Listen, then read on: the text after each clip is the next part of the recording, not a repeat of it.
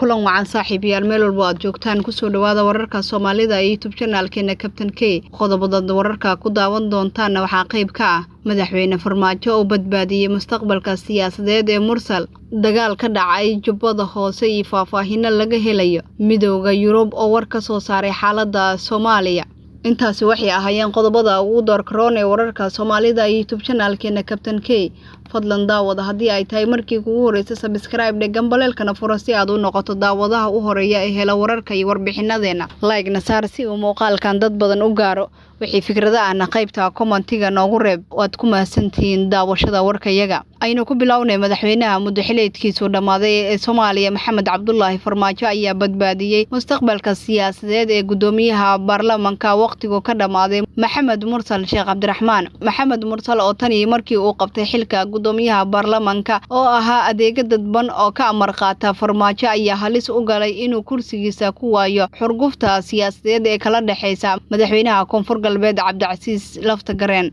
Maxamed Mursal ayaa waxa sidoo kale diiday odayaasha beeshiisa oo ka careysnaa inuu kursiga iyo xilka gudoomiyaha baarlamaanka ka dhigay mid shakhsi gaar ahaan loogu adeego wuxuuna amar ku faray inuu tagi doono magaalada Baydhabo oo aanu is sharaxin hase yeeshee Farmaajo ayaa cadaadis xoogan saaray lafta gareen kuna qanciyay inuu Mursal soo saaray isagoona sheegay in haritaanka Mursal ay istaan u noqon karto in xulufadiisa siyaasadeed ay guuldaro ku dhamaanayaan Farmaajo iyo Fahad Yaasiin ayaa la sheegay in badbaadinta kursiga Mursal geliyeen dadaalo iyo lacag badan oo lagu aamusiyay qaar kamid ah odayaashii diidanaa dadaalo dheer kadib Mursal ayaa talaadadii la siiyay shahaadada musharaxnimo ee kursiga Hob 56 waxaana la filayaa in dib loogu doorto maadaama aysan jirin musharaxiin miisaan culus kula tartami doona Farmaajo ayaa abaal weyn uga haya Mursal sida uu adeegay muddadii uu kursiga ku fadhiyay isagoona gacan ka siiyay in si sharci darro ah xilka looga tuuro ra'iisul wasaare Xasan Cali Khayre sidoo kalena uu ansixiyay muddo kororsigii sharci darrada ahaa ee dagaalka geliyay magaalada Muqdisho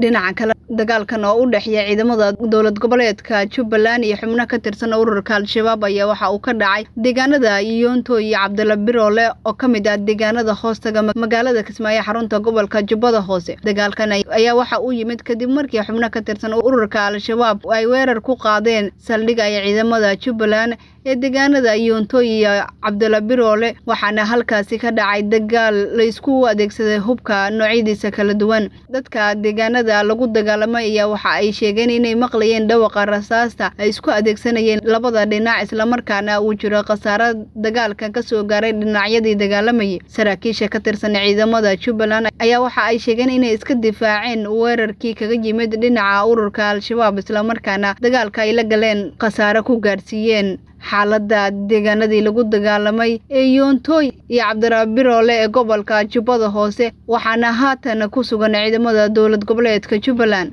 dhanka kalena Midowga Yurub ayaa war ka soo saaray xaaladda Soomaaliya hoggaanka sare ee dalalka Midowga Yurub ayaa ka hadlay xaaladda Soomaaliya sida doorashooyinka amniga iyo abaaraha xilligan ka jira meelo kamid ah dalka Soomaaliya qoraal ka soo baxay Midowga Yurub ayaa marka hore waxa lagu sheegay inay la socdaan muranka siyaasadeed ee ka taagan Soomaaliya gaar ahaan arrimaha doorashooyinka ee dhowr jeer dib ugu dhacay loona baahan yahay in xilligan xal laga gaaro sidoo kale dalalka Midowga Yurub ayaa waxa ay soo dhaweynayaan in xal laga gaaro khilaafkii u dhaxeeyay madaxda sare ee dawladda kaasoo ka dhashay maqnaanshiyaha Ikraan Tahliil isla markaana caqabad ku ahaa arrimaha doorashooyinka waxayna ugu baaqeen madaxda Soomaaliya in la dhameystiro doorashooyinka Soomaaliya wixii ka horeeya dhamaadka sanadkan 2022 si aysan ugu dhicin dalka xasilooni siyaasadeed ugu dambeyntii Midowga Yurub ayaa waxa ay sheegeen inay aad uga xun yihiin weerarada ugu dambeeyay ee ururka Al-Shabaab ka fuliyeen gudaha Soomaaliya iyagoona sidoo kale muujiyay walaac la xiriira weeraro kale oo Al-Shabaab ka fulin karaan gudaha Soomaaliya dalalka Midowga Yurub ayaa waxa ay Soomaaliya siiyaan taageero amni iyo mid dhaqaale iyagoona bixiya qarashaadka ciidamada dowladda Soomaaliya iyo kuwa AMISOM